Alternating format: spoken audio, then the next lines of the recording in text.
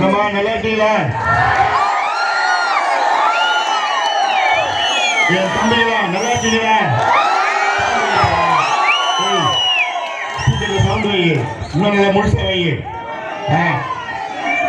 உங்களெல்லாம் இன்று பார்ப்பதில் எனக்கு மிக்க மகிழ்ச்சி. இந்த கூட்டத்தை பார்த்தவுடன் நிச்சயமாக நம்முடைய வெற்றி குறைந்தது 2 லட்சம் வாக்குகள் வித்தியாசத்தில்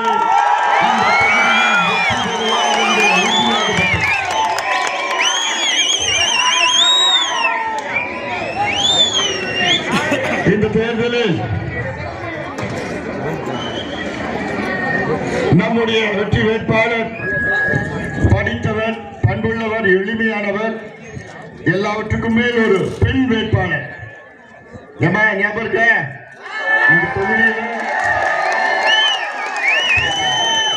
இந்த தொகுதியில இதுவரை ஒரு பெண் நாடாளுமன்ற உறுப்பினர் பார்த்தது கிடையாது. அதை நீங்கள் உறுதி செய்ய வேண்டும், அத்துணை பெண்களும் உறுதி செய்ய வேண்டும்.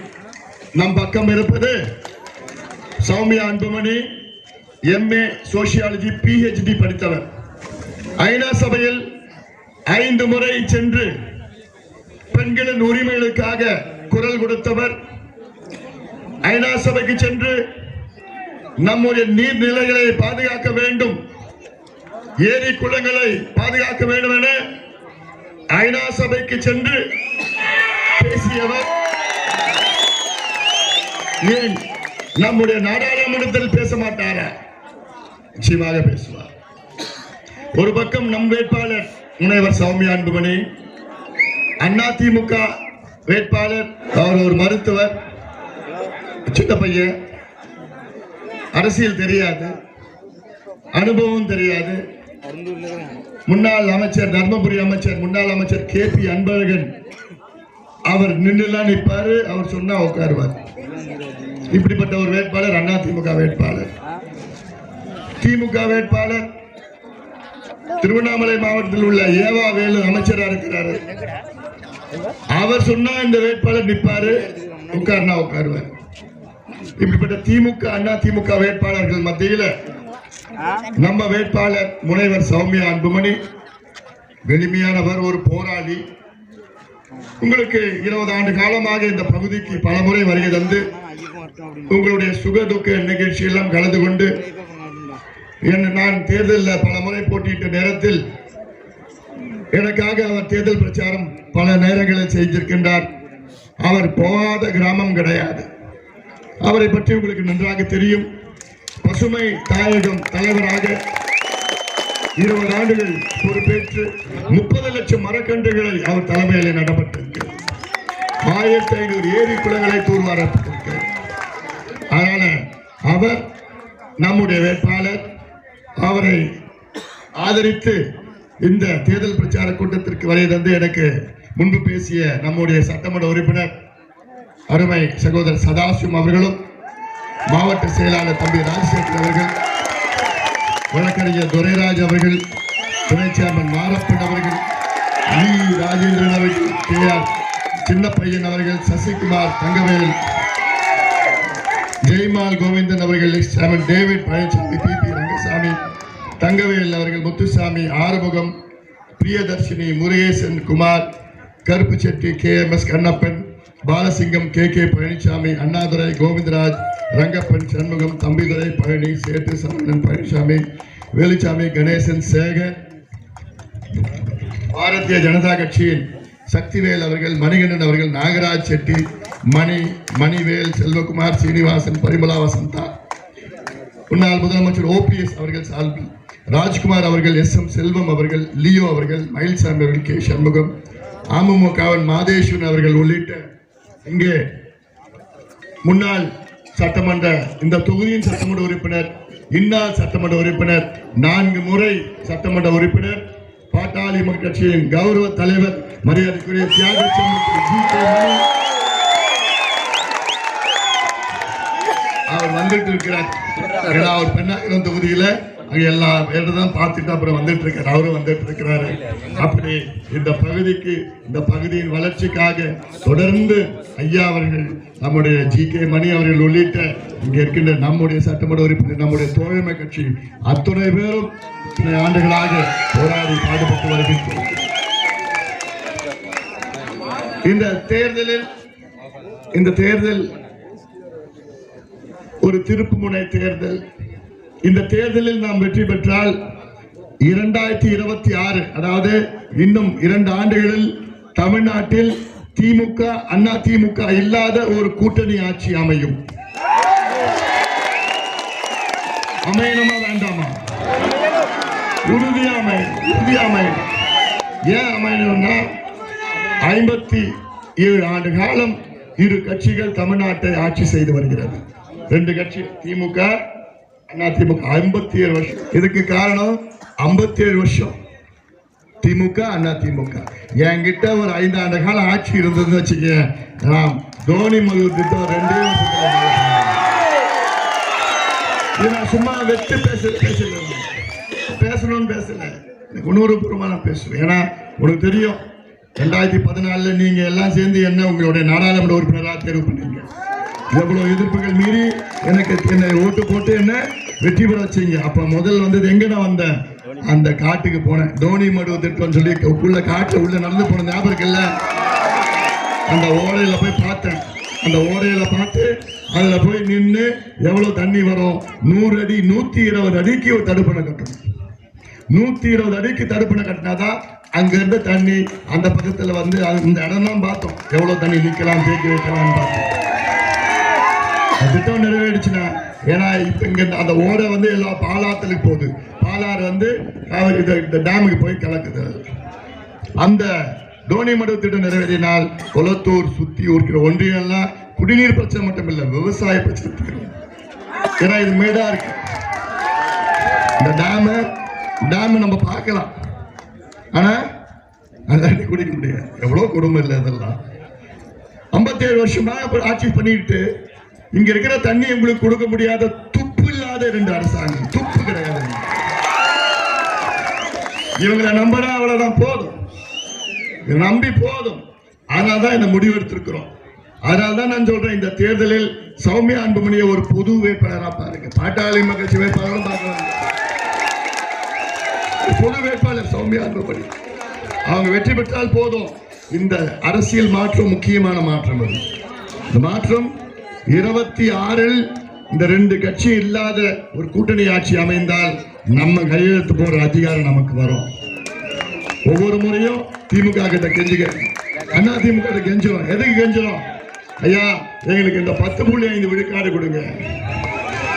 ஐயா இந்த சாதிவாரி கணக்கெடுப்பு நடத்துங்க. ஐயா குறைஞ்சது ஒரு 500 டாஸ்மாக் கடையை மூடுங்க. ஐயா இந்த தடுப்பணைகளை கட்டுங்க. இப்படி எல்லாம் கெஞ்சிட்டு இருக்கிறோம். எனக்கு அசிங்கமா இருக்கு இவங்கிட்ட போய் கெஞ்சி, மக்களுக்காக இவ்வளவு பிரச்சனைகளுக்காக போய் கேட்டுட்டு இருக்கிறோம். 2 பேரும் அவங்களால முடியாது, அவங்களுக்கு தெரியாது. இதுக்கு முன்பு இருந்த கலைஞர் கூட பரவாயில்ல, ஜெயலலிதா அம்மா கூட பரவாயில்ல, அவங்களுக்கு கொஞ்சம் தெரியுது. ஆனா இப்ப இருக்கிறவங்க எடப்பாடி பழனிசாமி சரி, MK ஸ்டாலின் அவர்களுக்கும் ஒண்ணுமே தெரியாது. ஒத்துக்கிறீங்களா? ஒத்துக்கிறீங்களா? ஏமா முக்கியமா இங்க இருக்கின்ற பெண்களுக்கு நான் சொல்ற செய்தி இது. பெண்களுக்கு முக்கியமான செய்தி கேட்டுங்க. ஏன்னா இந்த தொகுதி பெண்கள் எல்லாத்தையும் போய் சொல்லுங்க. முதல்ல ஒரு பெண் வேட்பாளர் உங்களில் ஒருவர், பெண்களுக்கு எங்கேயாவது பிரச்சனை, இந்த நம்ம தொகுதியில மட்டும் இல்ல, தமிழ்நாட்டில் எங்கேயாவது பிரச்சனை அங்க போய் முதல்ல நிக்கிறவங்க அவங்க சௌமியா அன்புமணி. அது வேற. இப்போ இந்த 2 கட்சியும் மாத்தி மாத்தி வந்து இந்த டாஸ்மாக் கடையை திறந்துட்டாங்க. 3 தலைமுறையில் அழிச்சுட்டாங்க டாஸ்மாக் கொடுத்து, சாராயத்தை கொடுத்து. இப்ப நான் உன் புள்ள வந்து இப்ப குடிச்சிட்டு வந்தான்னு வச்சுக்க, சும்மா ஒரு பேச்சுக்கு சொல்றேன், வீட்டுக்கு வந்தானே நாத்தடிக்கும், தெரிஞ்சு போயிடும் குடிச்சிட்டு வந்திருக்கான்னு தெரிஞ்சு போயிடும். ஆனா இப்போ அதை விட மிக மோசமான ஒரு பிரச்சனை தமிழ்நாட்டில் சுத்திட்டு இருக்கு. என்ன பிரச்சனை தெரியுமா? போதை பொருட்கள். போதை பொருட்கள்னா கஞ்சா, காக்கேன், ஹெரோயின், அபின், எல்எஸ்டி, ஆம்பிட்டமின் இது போன்ற போதை மாத்திரைகள், போதை பவுடர், வெள்ளை பவுடர், ஊசி கீசி போட்டு அதுல நிறைய சின்ன சின்ன பிள்ளைங்க மாட்டிட்டு இருக்கிறாங்க. அதிகமா யார் பயன்படுத்துறா தெரியுமா? ஸ்கூல் படிக்கிற பசங்க, காலேஜ் பசங்க, நான் சொல்லவே வேண்டாம், ஸ்கூல் படிக்கிற பசங்க அதிகமா இதை பயன்படுத்திட்டு இருக்கிறாங்க. இதுல என்ன பிரச்சனைனா, குடிச்சா தெரிஞ்சிடும், நாத்தடிக்கும். இந்த போதை பொருள் பயன்படுத்தினா ஒண்ணுமே தெரியாது, நாத்தம் வராது, ஒண்ணும் தெரியாது.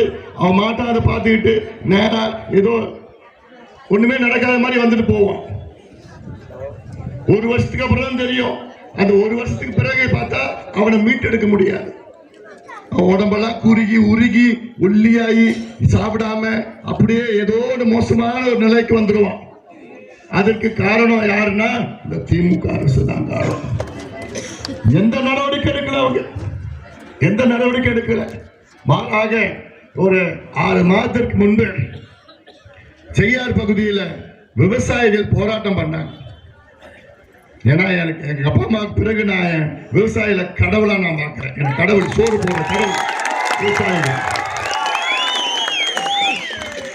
6 மாதத்திற்கு முன்பு தமிழக அரசு, இந்த திமுக அரசு 7 விவசாயிகளை குண்டர் சட்டத்தில் போட்டிருக்காங்க. எவ்வளவு அநியாயம்! குண்டர் சட்டம் யார போடணும்? கொலை பண்றவன், கொள்ளடிக்கிறவன், கற்பழிக்கிறவன், ஃப்ராடு, 420 சாராயம் விற்கிறவன், போதைப் பொருட்கள், அவன் தான் குண்டர் சட்டத்தில் போடணும். ஆனா விவசாயிகளை குண்டர் சட்டத்தில் போட்டிருக்கு. அது கூட இல்ல. கடலூர்ல நம்ம வேட்பாளர் யாரும் தெரியுமா? கடலூர் நிற்கிற வேட்பாளர் யாரு? தங்கர் பச்சான்.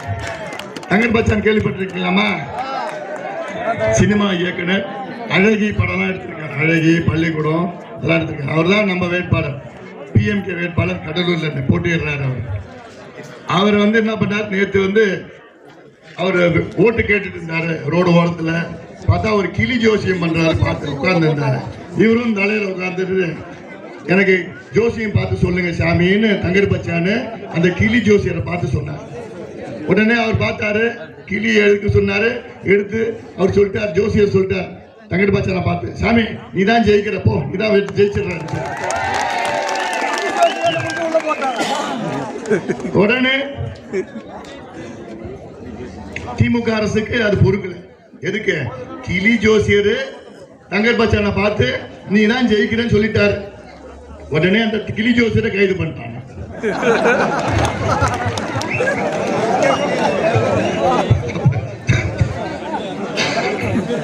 அப்ப நினைச்சு பாருங்க, இவங்களா எந்த அளவுக்கு வச்சிருக்கிறாங்க. கிளி ஜோசியரை கைது பண்ணிருக்கிறானுங்க. அதனால இதெல்லாம் நீங்க சாதாரணமா இடம் போடக்கூடாது.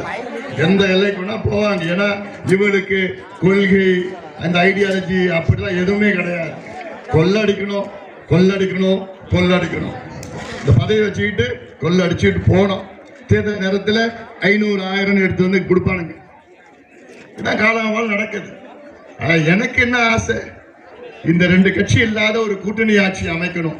அந்த கூட்டணி ஆட்சியில கையெழுத்து போட்டு, நம்ம கையெழுத்து போடுறோம் 10%, 12%, 15%, எவ்வளவு வேணும் உனக்கு? நம்ம போய் 10 போய் கெஞ்சிட்டு இருக்கிறோம்.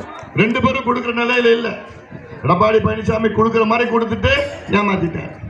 அறகுறையா கொடுத்தாரு, அவசரமா கொடுத்தாரு, கடைசி நிமிஷத்துல கொடுத்தாரு. வேணுமே தான் நடந்திருக்கு. அதுக்கு தெரியும் அவருக்கு, நான் கொடுக்குற மாதிரி கொடுக்குறேன், கோர்ட்ல அதை ரத்து பண்ற மாதிரி ரத்து பண்ணிடுவாங்க.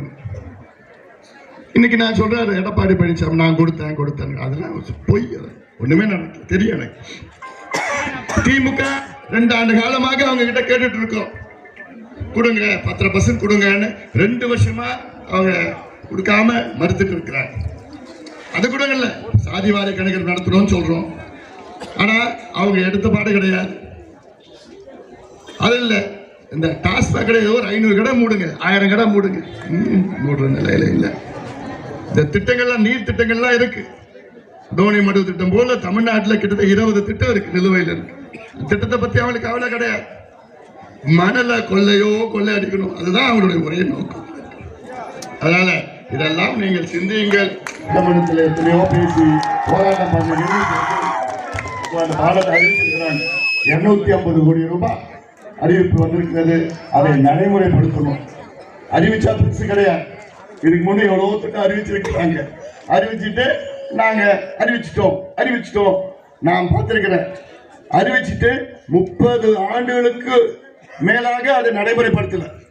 எவ்வளவு காலமா? 30 வருஷமா நடைமுறைப்படுத்தாத திட்டங்கள்லாம் எனக்கு தெரியும். ஆனா அறிவிப்பு மட்டும் வந்துடும். அதனால இதெல்லாம் நீங்க சிந்திக்கணும். இங்க யாராவது அரசு ஊழியர்கள் இருக்கீங்களா? இருப்பீங்க. கையெல்லாம் தூக்க வேண்டாம். எனக்கு தெரியும் இருப்பீங்க. எனக்கு தெரியும். அரசு ஊழியர்களை உங்களை எப்படி ஏமாத்தினாங்க தெரியல திமுக அரசு. 2021 சட்டமன்ற தேர்தலில் ஒட்டுமொத்த அரசு ஊழியர்களும் நீங்க திமுகவுக்கு வாக்களிச்சீங்க. எல்லாருக்கும் தெரியும். வரிஞ்சு கட்டிக்கிட்டு வீடு வீடா போய் அவங்களுக்காக வாக்குகள் சேகரிச்சு நீங்க திமுக வாக்களிச்சீங்க. அந்த ஜாக்டோ ஜியோ என்னென்னமோ அசோசியேஷன்லாம் இருக்கு, ஆசிரியர்கள்லாம் சேர்ந்து. அப்ப என்ன உறுதி கொடுத்தாங்க திமுக? 5 உறுதிகள் கொடுத்தாங்க. அதுல முக்கியமானது என்னன்னா, பழைய ஓய்வூதிய திட்டத்தை நாங்கள் ஆட்சிக்கு வந்தவுடன் கொண்டு வருவோம். 3 ஆண்டுகள் ஆகியும் இன்னும் அதை பத்தி மூச்சு பேச்சு கிடையாது. ஆனால் இந்தியாவில் 7 மாநிலங்களில் பழைய ஓய்வூதிய திட்டத்தை கொண்டு வந்திருக்கின்றார்கள். 7 மாநிலங்களில். அதனால அரசு ஊழியர்களே, உங்களுக்கு பழைய ஓய்வூதிய திட்டம் வர வேண்டும் என்றால் அதற்கு நீங்கள் செய்ய வேண்டியது என்ன? தமிழ்நாட்டில் ஒட்டுமொத்தமா நீங்க பேசி திமுக தோல்வி அடையணும். நான் உங்களுக்கு ஒரு ஸ்ட்ராட்டஜி சொல்றேன். உங்களுக்கு திமுக தோல்வி அடைந்தால், குறிப்பாக தேசிய ஜனநாயக கூட்டணி வெற்றி பெற்று திமுக தோல்வி அடைந்தால் ஸ்டாலின் அவர்களுக்கு பயம் வந்துடும். ஐயோ நம்ம தோத்துட்டுமா, உடனே அடுத்த மாசம் கையெழுத்து போட்டு பழைய ஓய்வூதிய திட்டத்தை நாங்கள் கொண்டு வருவோம் என்று ஸ்டாலின் அவர்கள் அறிவிப்பார். சரிதானே நான் சொல்றது? அப்போ அரசு ஊழியர்கள் அத்தனை பேரும் சேர்ந்து நீங்கள் முடிவெடுத்து திமுக தோல்வி அடைஞ்சால்தான் உங்களுக்கு பழைய ஓய்வூதிய திட்டம் வரும். இல்லைன்னா வாய்ப்பே கிடையாது. நினைச்சு பார்க்காதீங்க. இல்ல ஒரு 2 ஆண்டு காலம் காத்துட்டு இருங்க, நாங்க ஆட்சிக்கு வருவோம். நாங்க ஆட்சிக்கு வந்து உங்களுக்கு நாங்க கையெழுத்து போட்டு கொடுப்போம். உங்களுக்கு ஏன்னா திமுக ஆட்சிக்கு வருவதற்கு முன்பு நாங்க நகை கடன் தள்ளுபடி செய்வோம்னு சொன்னாங்க. ஏமா யாருக்காவது நகை கடன் தள்ளுபடி பண்ணாங்களாமா? எத்தனை பேருமா அவனை நம்பி நகையை வச்சுக்க பேங்க்ல?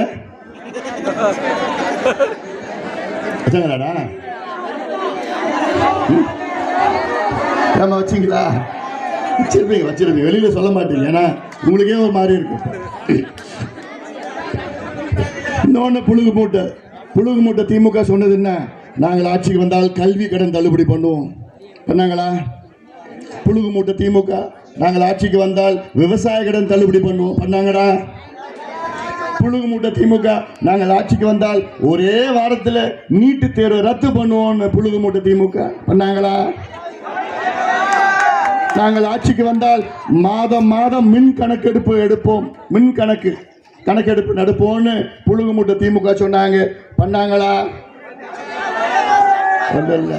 நாங்கள் ஆட்சிக்கு வந்தால் தமிழ்நாட்டில் 80 விழுக்காடு தொழிற்சாலைகளில் 80 விழுக்காடு தமிழகத்தை சேர்ந்த உள்ளூர் இளைஞர்களுக்கு வேலை வாய்ப்பை உருவாக்க சட்டம் கொண்டு வருவோம் என்று சொன்ன புழுகு மூட்டை திமுக. பண்ணாங்களா?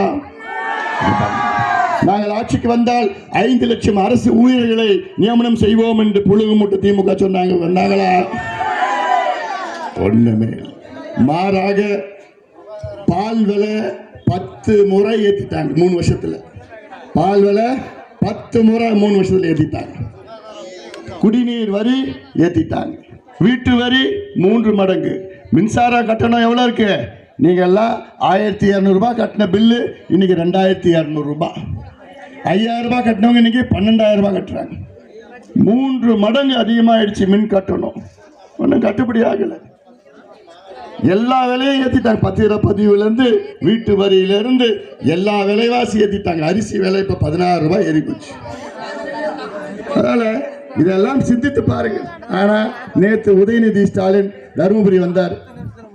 இந்த தொகுதி தருமபுரி நாடாளுமன்ற தொகுதியில் மேட்டூர் வருது. ஆனால் தருமபுரி மாவட்டத்துக்கு வந்து அவருக்கு அவர் தாத்தா பத்தினா கலைஞர் பேரன் ஸ்டாலின் பையன் அது தெரியாது எங்களுக்கெல்லாம். நீ சொல்லிதான் எங்களுக்கு தெரியணும். நீ என்ன பண்ண போற? நீ என்ன பண்ண? தருமபுரி தொகுதிக்கு நீ என்ன பண்ண? மேட்டூர் தொகுதிக்கு 7 வாக்குறுதி கொடுத்தாங்க. அது தெரிஞ்சு தானே திமுக 2021 மேட்டூர் சட்டமன்ற தொகுதிக்கு கொடுத்த வாக்குறுதி 7 வாக்குறுதி, அதுல ஒண்ணு கூட நிறைவேற்றல. திமுக பொய் வாக்குறுதி கட்சி. அந்த வாக்குறுதி கொடுக்கறதுல PhD வாங்கியிருக்குது திமுக. அவங்க தாத்தா காலத்திலேயோ அவங்க அப்பா காலத்திலேயோ உதயநிதி காலத்துல வாக்குறுதி வச்சே மக்களை ஏமாத்தி செய்கிற கட்சி திமுக தான். வருவாங்க, தேர்தல் நேரத்தில் வருவாங்க, நாங்கள் உங்களுக்கு அது செய்கிறோம் இது செய்கிறோம், ஒன்றும் செய்ய போகிறதில்ல. கொள்ளை அடிச்சுக்கிட்டு பண்ணிட்டு இருக்காங்க. அதனால் இதெல்லாம் சிந்தித்து மீண்டும் மீண்டும் சொல்கிறேன், சௌமியா அன்புமணி நல்ல ஒரு வேட்பாளர். அவர்களை நீங்கள் எல்லோரும் ஒருமனதாக தேர்வு செய்ய வேண்டும். கட்சி, ஜாதி, மதம் என எதுவும் பார்க்க வேண்டாம். பகுதி வளர்ச்சிக்காக உறுதியாக நீங்கள் பாடுபட வேண்டும். நீங்கள் எல்லாம் அவரை தேர்வு செய்யுங்க. நானும் சௌமியா அன்புமணியும் சேர்ந்து உங்களுடைய உறுப்பினராக நாங்கள் செயல்படுவோம். 2 பேரும் சேர்ந்து, இது என்னுடைய கடமையும் கூட. நான் தொடங்கின பல திட்டங்கள் பாதியிலே இருக்கு.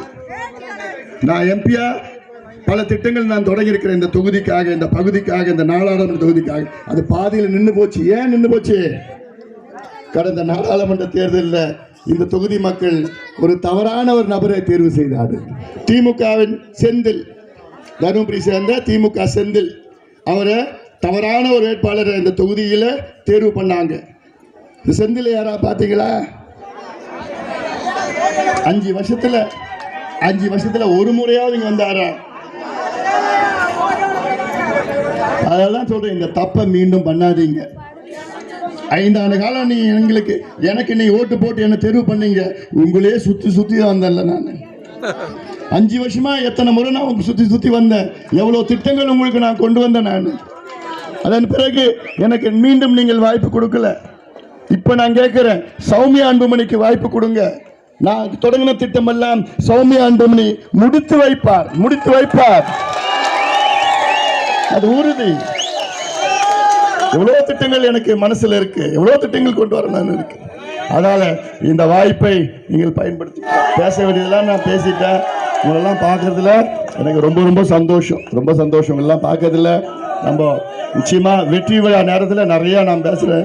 ஒரு மேடையை போட்டு பொதுக்கூட்டத்தை போட்டு நான் நிறைய பேசுறேன். அதனால இந்த தேர்தல் நமக்கு மீண்டும் சொல்கின்றேன், நமக்கு மிகப்பெரிய ஒரு வெற்றியை இந்த தேர்தல் கொண்டு வரணும். நீங்க எல்லாம் இன்னும் ஒரு வாரம் இருக்கு. வீடு வீடா போங்க, தெருவா போங்க. நம்முடைய பொது வேட்பாளர் சௌமியா அன்புமணிக்காக நீங்க எல்லாம் பிரச்சாரம் மேற்கொள்ள வேண்டும். என் தம்பிகளுக்கும் என் தங்கைகளுக்கும், முக்கியமா என் தங்கைகளுக்கு தான் முக்கியமா நான் சொல்றேன். நான் ஒரு பொது வேட்பாளர், உங்களில் ஒருவர் சௌமியா அன்புமணியை நம்முடைய இனமான காவலர், சமூக நீதி போராளி மருத்துவர் ஐயா அவர்கள் நிறுத்தி வைத்திருக்கின்றார். தொகுதியில் நம்முடைய பாரத பிரதமர் மரியாதைக்குரிய திரு நரேந்திர மோடி அவருடைய ஆசை பெற்ற வேட்பாளர், நம்முடைய டிடிவி தினகரன் அவருடைய ஆசை பெற்ற வேட்பாளர், GK வாசன் அவர்களும், O பன்னீர்செல்வம் முன்னாள் முதலமைச்சர் அவர்களும், நம்முடைய பெஸ்ட் ராமசாமி அவர்கள், திரு தேவநாதன் அவர்கள், நம்முடைய AC சண்முகம் அவர்கள் உள்ளிட்ட பல தலைவர்கள் எல்லாம் நமக்கு ஆதரவு அளித்துக் கொண்டிருக்கின்றார்கள். தேவகவுடா அவர்கள் உள்ளிட்டு நமக்கு ஆதரவு அளித்துக் கொண்டிருக்கின்றார்கள். நம்முடைய NCP சரத்பவார் எல்லாம் ஆதரவு கொடுத்துட்டு இருக்காங்க. அத்தனை ஆதரவும் பெற்ற வேட்பாளர் முனைவர் சௌமியா அன்புமணி அவர்களை நீங்கள் எல்லோரும் ஒருமனதாக ஆதரவு அளித்து மாம்பழம் சின்னத்தில் வாக்களித்து அவரை வெற்றி பெற செய்யுமாறு எல்லோரும் பணியோடு பாசத்தோடு கேட்டுக்கொள்கின்றேன். வருகின்ற ஏப்ரல் 19ஆம் தேதி அன்னைக்கு காலையிலே எல்லாம் போயிடுங்க. தேர்தல் நாள் ஏப்ரல் 19 காலையிலே போயிட்டு அந்த வாக்குச்சாவடியில் மின்னணு வாக்கு இயந்திரம்ல EVM எலக்ட்ரானிக் ஓட்டிங் மிஷின், அதில் 6வது வரிசையில் சௌமியா அன்புமணி பேர் இருக்கும். எந்த வரிசையில்? 6வது வரிசையிலம்மா, 6வது வரிசையில் சௌமியா அன்புமணின்னு இருக்கும், மாம்பழம் சின்னம் இருக்கும். அதில் பார்த்து பட்டன் அமுக்குங்க. பட்டன் அமைக்கி சௌமியா அன்புமணி அவர்களை நீங்கள் எல்லோரும் ஒருமனதோடு ஆதரவளித்து மாம்பழம் சின்னத்தில் வாக்களித்து அவரை வெற்றி பெற செய்யுமாறு எல்லோரையும் பணிவோடு பாசத்தோடு கேட்டுக்கொள்கின்றேன். இங்கே வருகை தந்திருக்கின்ற என்னுடைய இஸ்லாமிய சமுதாயத்தை சார்ந்தவர்கள் நான் சொல்றேன். நான் ஏன்னா இது முக்கியமான செய்தி இது. சில பேர் சொல்லுவாங்க, ஓ இவங்க பிஜேபி கூட்டணியில் இருக்கிறாங்க, இஸ்லாமியர்களுக்கு வந்து அச்சுறுத்தல் அப்படிலாம். பாட்டாளி மக்கள் கட்சி 98 வாஜ்பாய் தலைமையில் கூட்டணியில் இருந்தோம். அப்போ தமிழ்நாட்டில் பிரச்சனை வந்தப்போ முதல் ஐயா தான் கோயம்புத்தூரில் போய் அந்த கோட்டமேடு அந்த கேட்டை செக் போஸ்ட்டை உடைச்சிட்டு வந்தார். இஸ்லாமியர்களுக்கு விடுதலை வாங்கி தந்தார் ஐயா அவர்கள். அதன் பிறகு கலைஞர் அவர்களை வலியுறுத்தி இஸ்லாமியர்களுக்கு தனி ஒதுக்கீடு, உள் ஒதுக்கீடு வேண்டும் என்று போராட்டம் செய்து ஐயா அவர்கள் தான் வாங்கி தந்தார். இன்னைக்கு இஸ்லாமியர்களுக்கு 3.5 விழுக்காடு இடஒதுக்கீடு வந்ததற்கு காரணம் நம்முடைய ஐயா அவர்கள். ஒருபொழுதும் நாங்கள் இஸ்லாமியருடைய உரிமைகளை நாங்கள் விட்டுக் கொடுக்க மாட்டோம், மீட்டெடுப்போம். எந்த கூட்டணியில் இருந்தாலும் சரி இஸ்லாமியர்களுக்கு நாங்கள் உறுதியாக துணை இருப்போம், உறுதியாக இருப்போம் நாங்கள். அதனால் இதெல்லாம் இது நிச்சயமாக நீங்கள் எல்லோரும் சேர்ந்து சௌமியா அன்புமணி ஒரு பொது வாக்காளராக பாருங்க, பொது ஒரு வேட்பாளராக பார்க்கணும். நீங்கள் இப்போ சீராபுராணம் இருக்கு, சீராபுராணத்தை சௌமியா அன்புமணி ஒரு பாட்டு வடிவத்தை கொண்டு வந்திருக்கிறாங்க. இதுவரைக்கும் யாரும் பண்ணது கிடையாது. சீராபுராணம் என்பது இஸ்லாமியர்களுக்கு புனிதமானது. அப்படிப்பட்ட அதை இப்போ சிலப்பதிகாரம் அப்படிலாம் குற்றால குறவஞ்சி, சிலப்பதிகாரம், சீராபுராணம் இதெல்லாம் ஒரு சிடி பாட்டு வடிவம் சௌமியா அவங்களே பண்ணியிருக்கிறாங்க. அவங்களே பண்ணி அவங்க நல்ல நாட்டியமான ஆடுவாங்க. அதெல்லாம் ஒரு சிடி பண்ணியிருக்கிறாங்க.